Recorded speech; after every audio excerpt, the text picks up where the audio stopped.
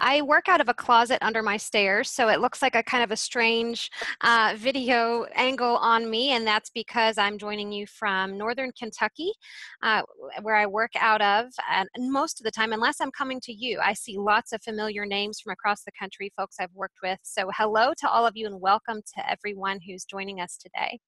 I'm going to go ahead and stop my video and start sharing my screen to show you why we're really here today when we're talking about ELA instruction in the contextualized classroom. So we'll hop over to PowerPoint, I hope.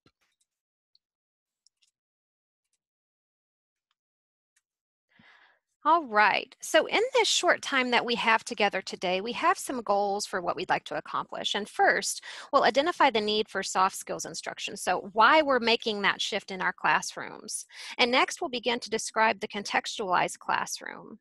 Then we'll outline strategies and resources for contextualized ELA instruction. And finally, we'll discuss some elements of effective contextualized lesson planning. Now, there is a popular word floating around right now, and it's a good one, JOBS, jobs. 313,000 jobs were apparently added to our economy in February, and 1.7 million jobs were added to the U.S. economy in 2017.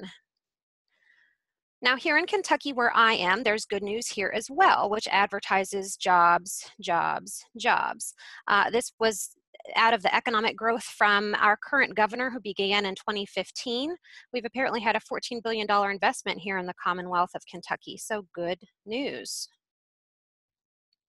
Arizona, where we're all just hopefully there in the warm sunshine in Phoenix for COABE, Arizona's had some good news recently as well. They have lots and lots of economic opportunity out that way.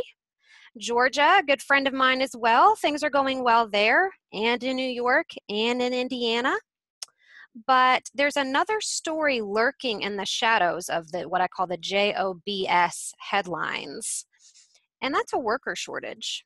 And a worker shortage is making it very difficult for employers to fill the jobs that are being created. So here we see in New York, this employer has plenty of work, but not enough local workers.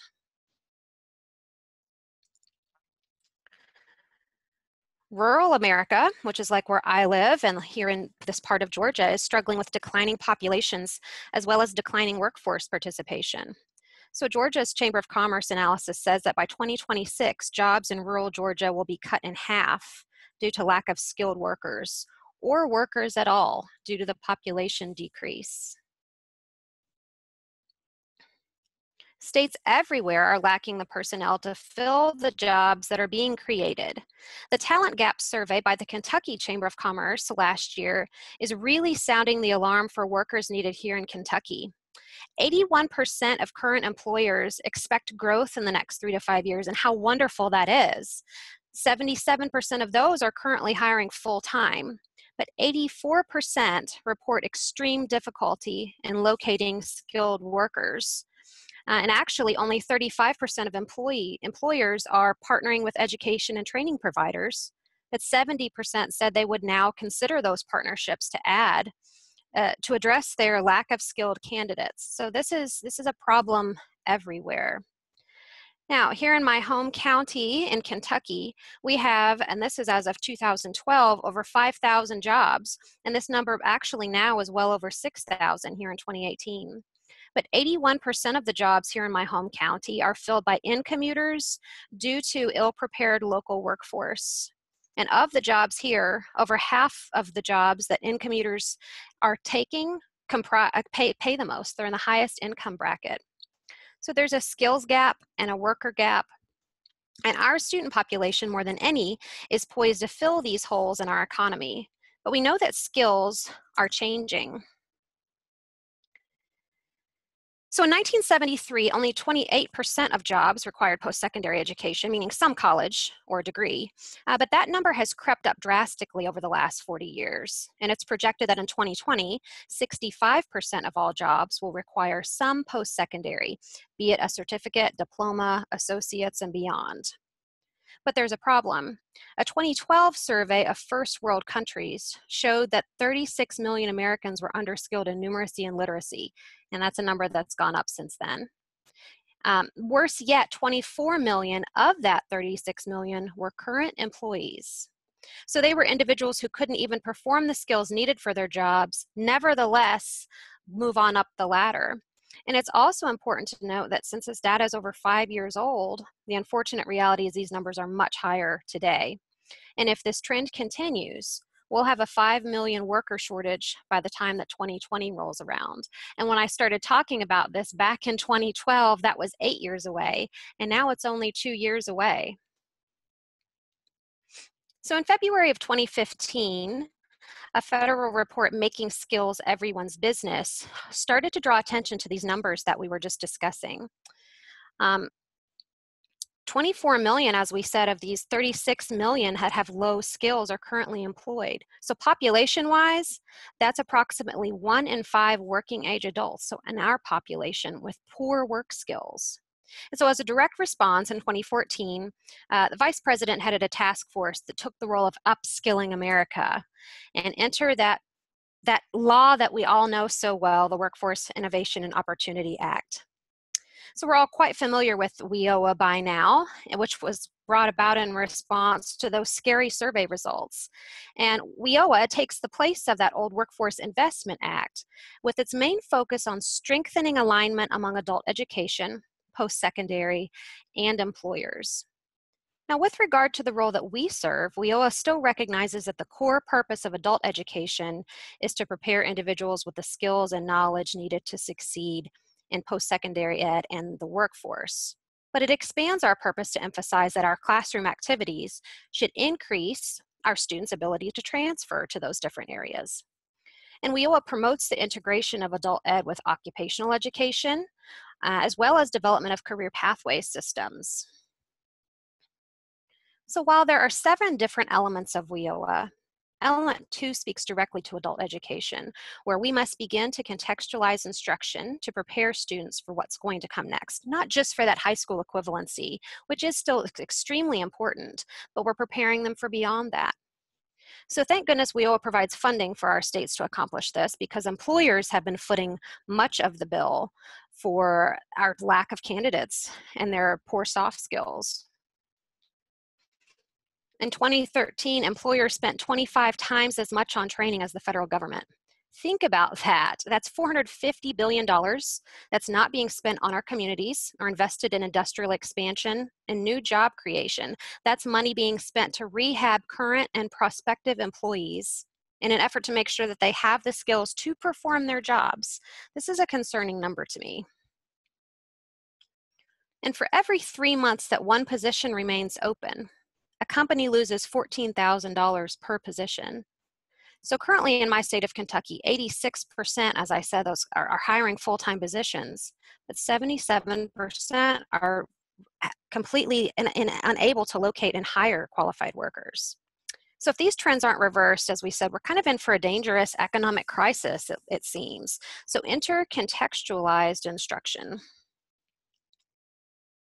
So in adult education classrooms, we can teach adults, many of whom we know have never been employed, the academic skills they need to be successful in their high school equivalency exam, the college entrance exams, and in the workplace.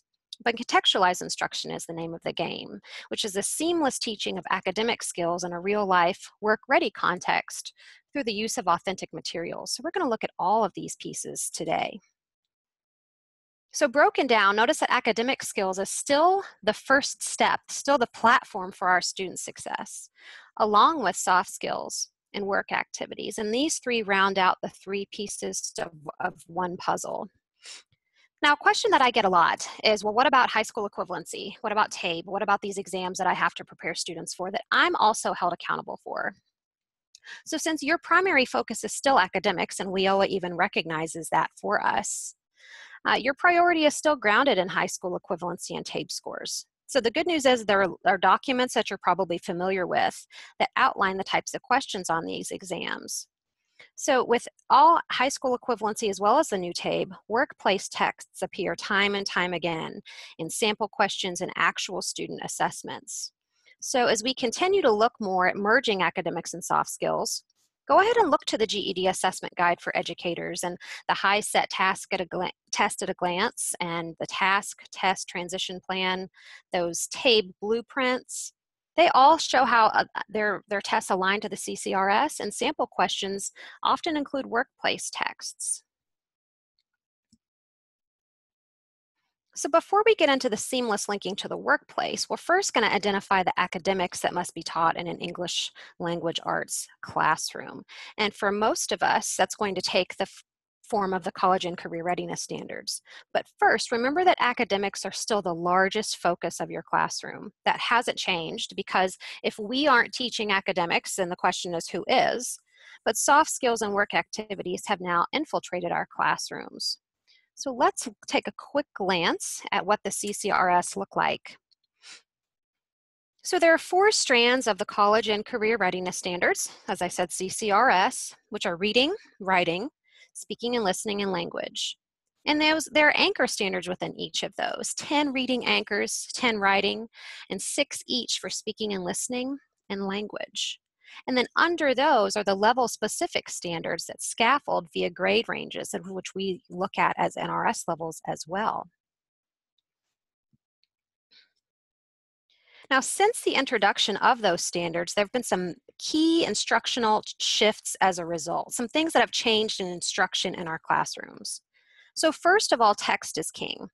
Ensuring that students have regular practice with complex texts prepares them not only for the rigorous readings on their high school equivalency assessments, but also for what they will encounter in college and career. And when reading these appropriately complex texts, students should be looking for evidence, so answering questions that require them to dive back into the text to find the answers.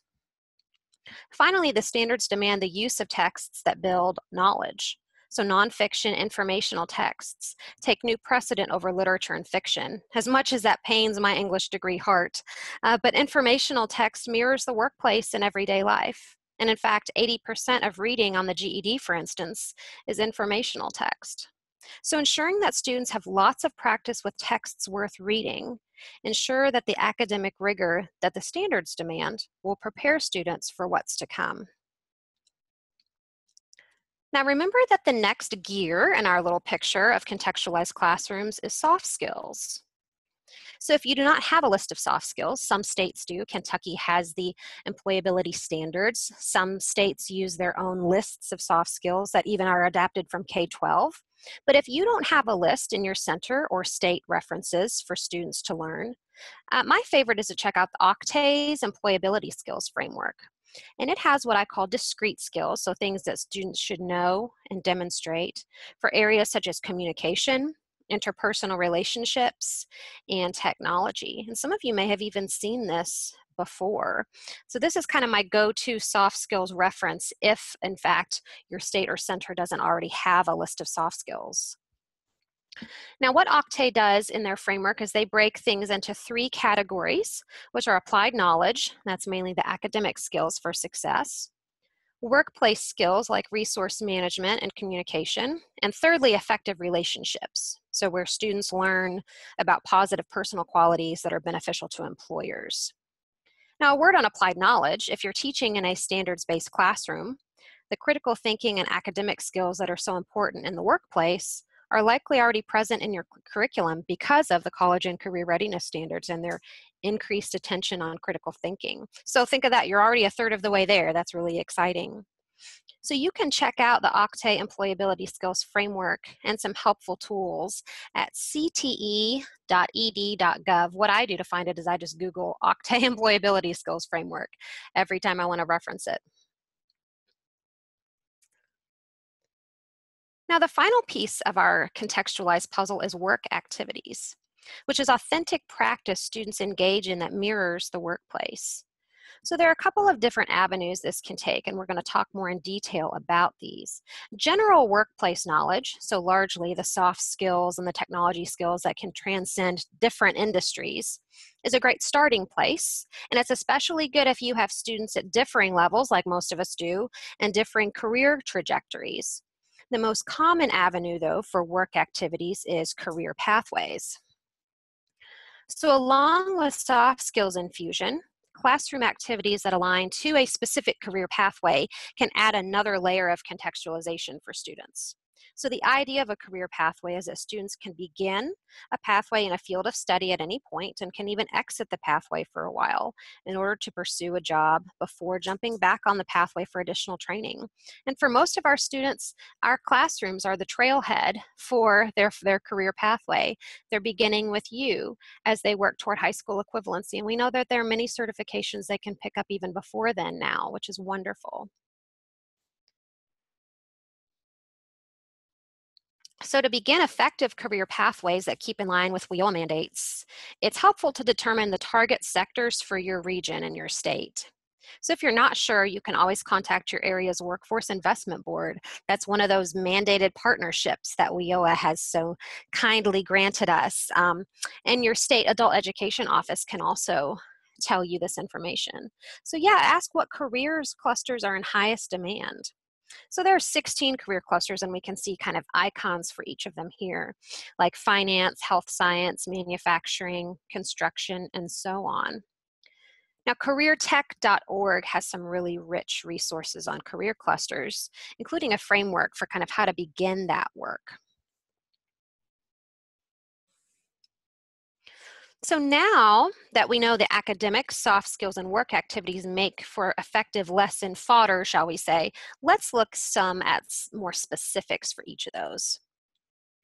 So one thing that hasn't changed in our classroom is the focus on academics, as we've said. After all, if we aren't teaching them reading, writing, and computation skills, then no one else is.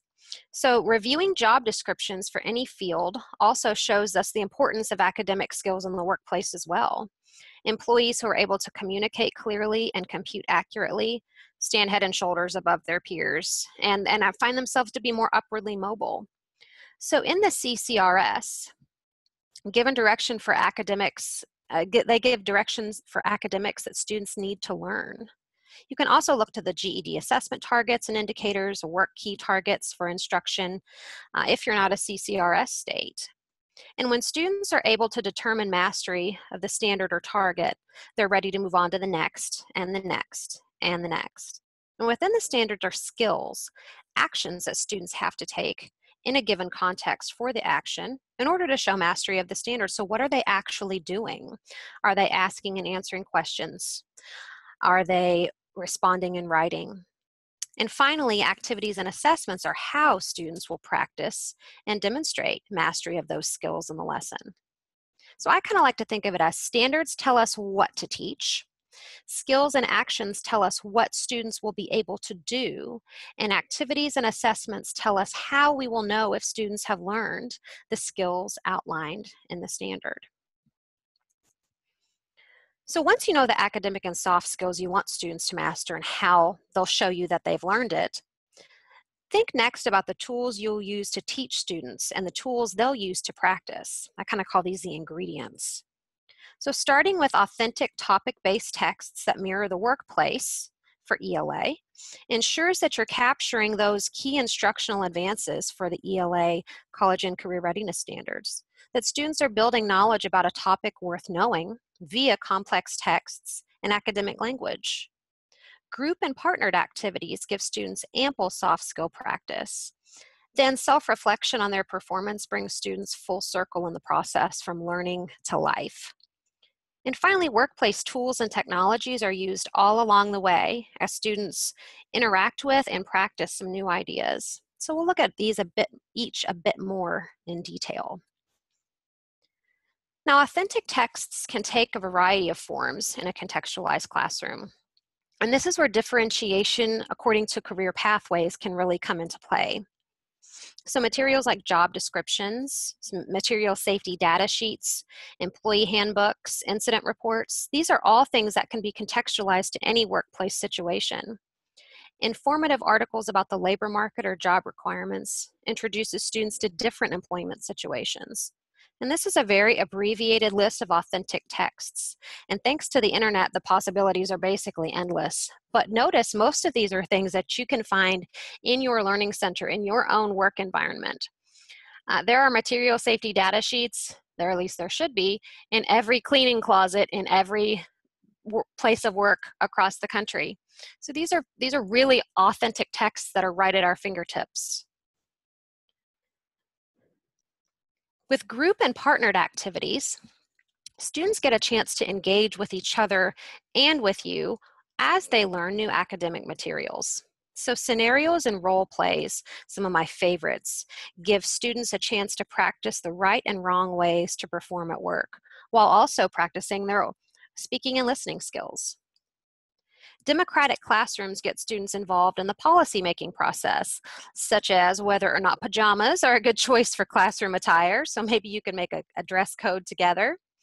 Project-based learning gives students a chance to identify and meet a need beyond themselves in their community.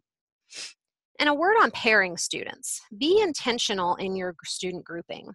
So assigning roles and intentional pairing, like maybe putting a baby boomer with a millennial, for instance, are really important to draw students into the process, and they keep one voice from being the talking head for the pair.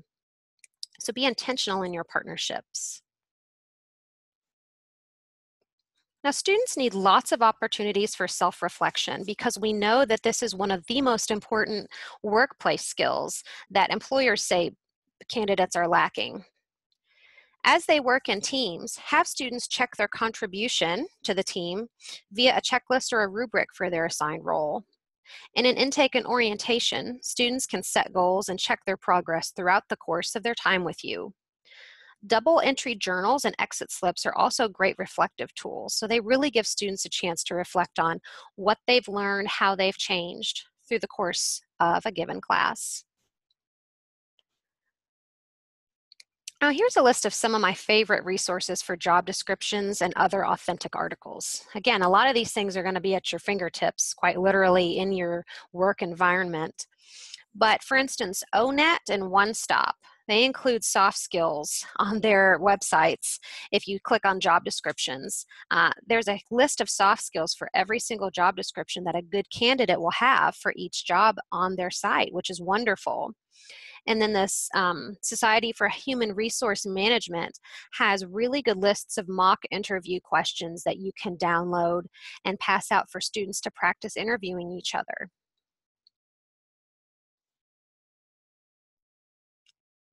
Now, workplace tools and technologies. So finally, remember to use lots and lots of workplace technologies when possible. So have students practice submitting assignments in different ways. Maybe they'll email you an attachment, or they have to print something off and turn in their timesheet, let's say, from a self-paced software program that many of us use. They can contribute to a class blog, making sure that they're using professional language and technology skills. They can locate an instructor across the state and have a virtual instructor and a virtual class meeting together in Google Hangouts. So find somebody in another part of the country even, or another part of your state, and take turns virtually teaching and having students interact virtually with another classroom. Google Hangouts is great for that. And I could go on with lots of examples of this as well. But now let's look at the steps again for planning contextualized, standards-based English language arts lessons. So after you identify the standards and skills for your lesson, the next thing you can do is locate an article or text for your lesson plan. So think back to some of those authentic texts we just looked at and ones that you might choose to use in a lesson plan. Then decide why students are learning the information. So what is the purpose for their work? And then what they'll actually be doing via the objectives, what they'll accomplish by the end of the lesson. Next, think about the soft skills that students will be learning and demonstrating. So which ones will be a focus? Which ones will be things that you draw students' attention to as they're going through the lesson? You'll then create activities and assessments for the standards and soft skills. So the tools students will use to demonstrate understanding of these new ideas. And lastly, just flesh out your lesson. What methods will you use to teach the material? Will you do lots of modeling followed by guided practice where students are working in pairs? How will you give students a chance to work together with your help? How will you provide that scaffolding along the way?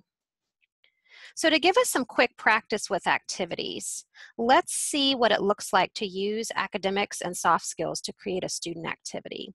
Now, here in a moment, I'm going to show you an activity that I have created. And then I'm going to give you the chance via the chat I'm going to give a couple of scenarios and see if you would like to come up with just a really quick, almost sketch of an activity that you might do in your classroom with students, and we'll kind of share out in just a moment. So here I have a sample activity that I created using a form I found online at the Kentucky Cabinet for Health and Family Services. They have tons and tons of forms because they have to be downloaded by, I think, people like daycare centers and so on. But they're also available to the public, so it doesn't get much more authentic than that. They have a whole library of sample forms. So I first identified what I wanted students to do academically, which I chose CCRS Writing Anchor 4, where they are going to produce clear and coherent writing. And I also want them to have practice with effective, clear communication and information use. So there's my soft skills that I want them to focus on. And so after I have demonstrated to students how to use a variety of forms, my activity is I'm going to partner them to read an accident scenario and then appropriately complete this incident report. So using the form, they'll have to decide what details are necessary and which are extraneous. They'll have to decide who their audience is, what their purpose is in writing. So this really fits nicely with Writing Anchor 4. They're working with lots of different information and communicating in a variety of ways. And finally, they're filling out a form that's authentic to the workplace. See how nicely all three of these things can come together? It's really exciting, actually. And so it's important to note that this is just one activity. This isn't a full lesson plan, but it gives a nice example of how our three elements of academics and soft skills and workplace activities can come together quite seamlessly. So let's see how this works. When I normally do this, when I did this live at CoWave, I do what I call 4 corners. But what we're going to try to do is give you the chance in the chat box to choose a content area. So choose either reading, writing, speaking and listening, or language, and choose one of the standards that falls whichever content area you've chosen. So maybe you're looking at Reading Anchor 7, and I've abbreviated some of the language in these. Integrate and evaluate content, and so on. Then look at the soft skill that I've given you, which is exercises leadership. So students participate as effective team leaders and team members. And then finally in the chat, I want you to think of an activity. You're not making a whole lesson plan, just one quick activity that you could think of that teaches a standard skill and soft skills. So I'm going to see here if I can open my chat. Oh, I think I can. So we'll be able to see what you come up with and kind of share out for just a few minutes. So what I'm going to do is I'm actually going to mute myself so that we can kind of look at what comes out, and here in just a minute or two, we'll jump back in and talk about some of those really good activities that you come up with. I see some are already coming in.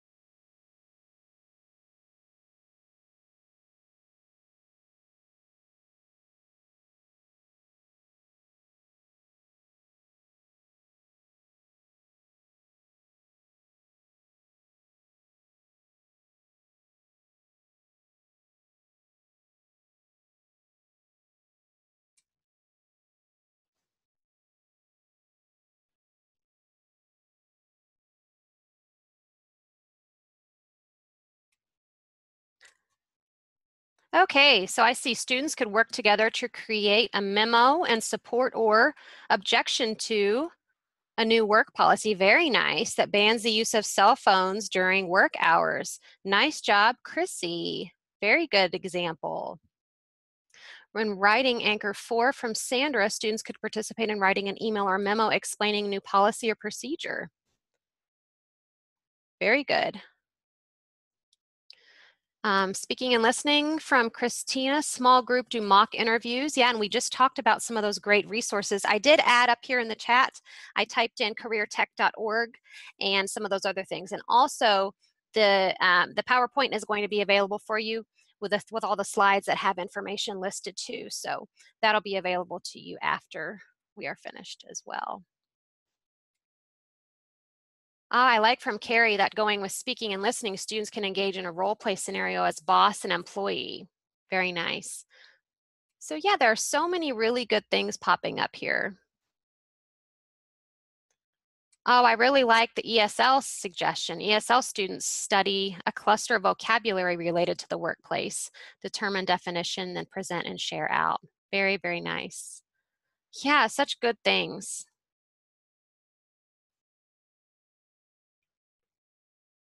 Very, very nice.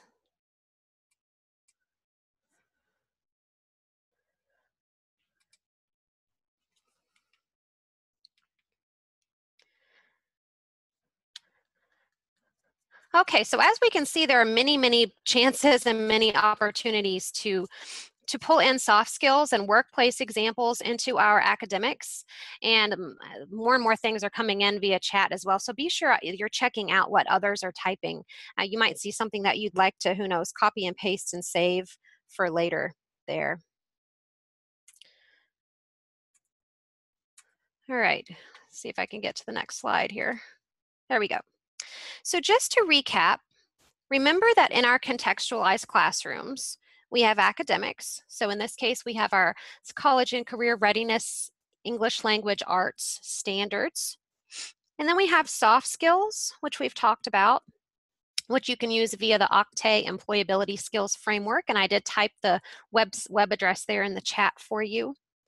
And then lots of those workplace activities that we were just talking about. Some of those great activities you gave, some of those authentic materials that we talked about. And remember that our CCR standards tell us what academics to teach. And the skills and actions tell us what students will be able to do, both with academics and soft skills. And assessments tell us how we will know if students have learned the skills outlined in the standard. Now I'm going to jump up here and check out, we have a couple of questions and I want to make sure I've covered everything before I do my last two slides. And then I'm going to turn it back over to Sharon, who's going to wrap us up, I think. So let me check the questions here. I see saying hello. Script of the chat for all the ideas. I think we can do that. This whole thing's being recorded, so I think that yes, those will be available in the chat for sure. Let me make sure I didn't miss anything in the chat as far as questions go. Nope, just more really good ideas. But yeah, this should be, if it's recorded, then the chat should be recorded as well for that. All right.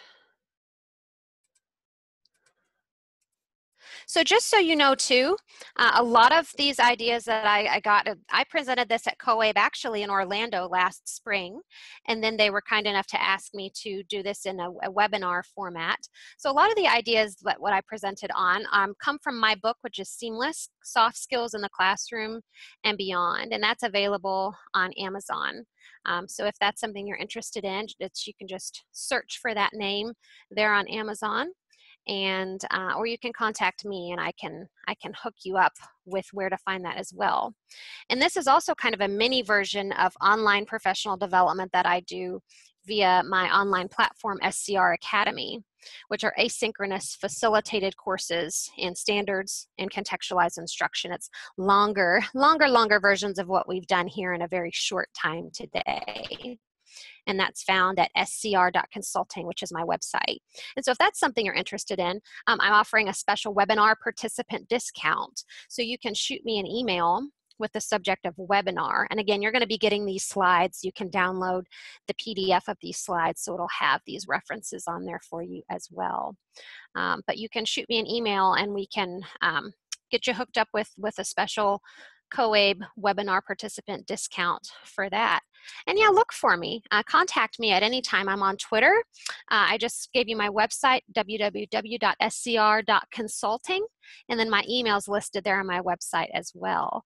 But it's Susan@scr.consulting. So again, I just want to thank you all so much for joining me, as well as thank you again. So honored to be asked by COABE, and thank you to Burlington English. So again, be sure to contact me. I see some of you are interested in the book and so on. Just shoot me an email. I'll be happy to talk with you more about that. And thank you again so much for joining me. Great. Well, Susan, thank you so much for your time. We truly appreciate it. And I was asked by Robert to give his regards here at the end because he is actually at a conference in Indiana and was called away. So he wanted everybody to just want to say thank you to everybody. On this end, we have a really short poll that I'd like to launch that we just need everybody's participation in. So before you go, if you could help us out with this really short poll, it'll take about 5 minutes. I've launched the poll. And if we could just have everybody answer these quick questions, that would be great. This is regarding our COABE journal. So we're looking to see if people will take just a minute here to vote.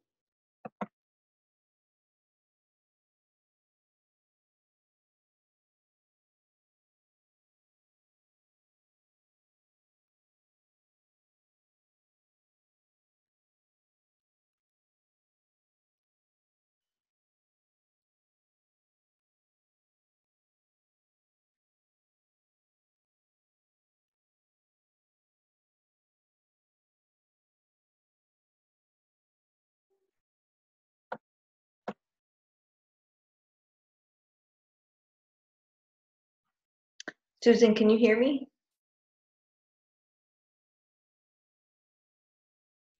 We're asking folks if they take just a minute here to vote about the COABE journal. Just using this as an opportunity to gain a little bit of feedback about our professional development journal.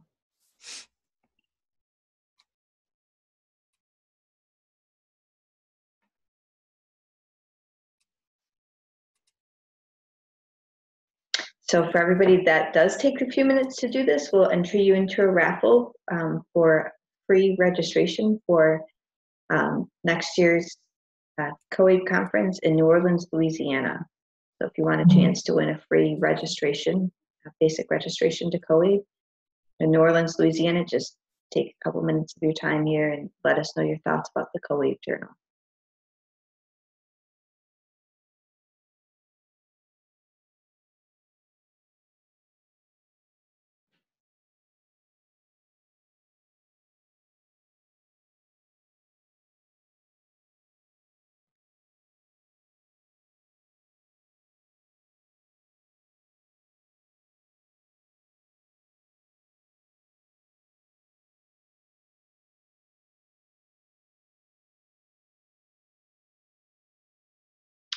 Okay, we're just about done here. One more minute.